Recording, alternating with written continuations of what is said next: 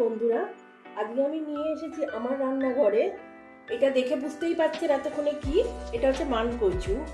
আমি আজকে বানাচ্ছি মানকচু ভর্তা। মানকচু ভর্তার জন্য আমি এটাকে একটা পেস্ট করে নেব, হালকা পেস্ট। এটার জন্য আমি মিক্সিতে পেস্ট এগুলো দিয়ে দিলাম মানকচুগুলোকে। এটা আমি দুবারে বাটবো। তার সাথে দিলাম কাঁচা লঙ্কা, 2 কোয়া রসুন দিয়ে এটা আমি পেস্ট করে নেব। আমার মানটা বাটা হয়ে গেছে, একটা মিহি পেস্ট করেছি।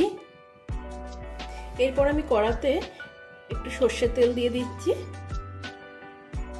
হয়ে গেছে, আমি এর মধ্যে কিছুটা বড়ি দিয়ে দিচ্ছি, ছোট বড়ি। বড়িগুলোকে আমি ভেজে নেবো লাল করে। বড়িগুলো আমার ভাজা হয়ে গেছে, আমি বড়িগুলো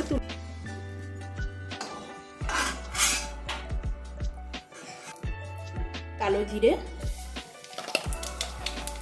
ও একটা কাঁচা লঙ্কা ফোড়ন। কাঁচা লঙ্কাটা দিয়ে দেওয়ার পর আমি এর মধ্যে মান বাটাটা দিয়ে দেবো।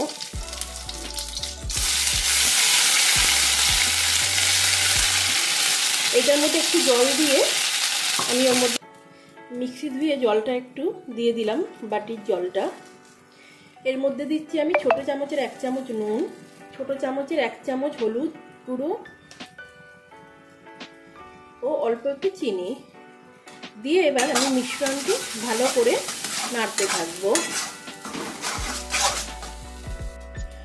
এই মিশ্রণটি আমি ভালো করে নাড়তে থাকবো যতক্ষণ না এটা একদম শুকনো হয়ে যায় বা এর ভেতরে যতটা জল থাকে এটা শুকিয়ে যায়। দেখুন আমি নাড়তেই থাকবো এখন। এটা বেশ কিছুক্ষণ ধরে আমাকে মিডিয়াম টু লো ফ্লেমে ভাজতে হবে।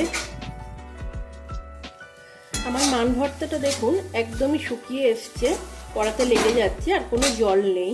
আমি এর মধ্যে এবার বড়িটা যে ভেজে রেখেছিলাম এটা মিশিয়ে দেবো। মিশিয়ে এটাকে আমি কিছুক্ষণ ধরে আবারও নাড়তে থাকবো।